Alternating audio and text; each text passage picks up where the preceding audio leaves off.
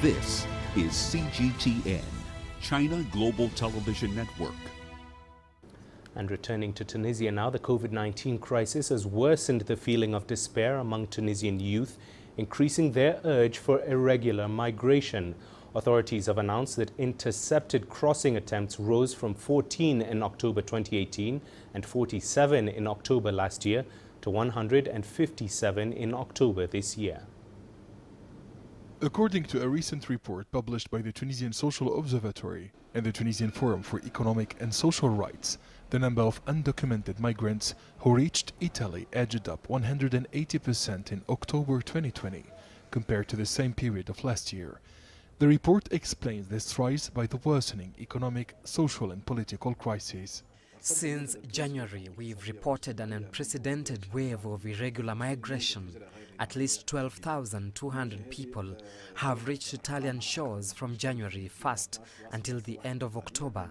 Meanwhile, over 1,000 irregular migration attempts were foiled and 11,900 irregular migrants were prevented from reaching Italian shores. Over 25,000 people have attempted to cross the Mediterranean.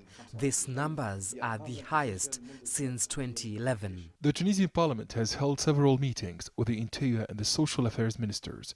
MPs view the irregular migration attempts as a dangerous decision. Unfortunately, irregular migration is on the rise because the conditions are favorable.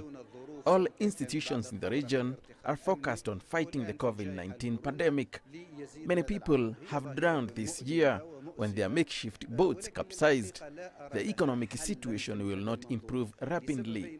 That's why the wave of irregular migration is hard to stop. Dr. Anas Lawini has studied the phenomenon of irregular migration during the pandemic.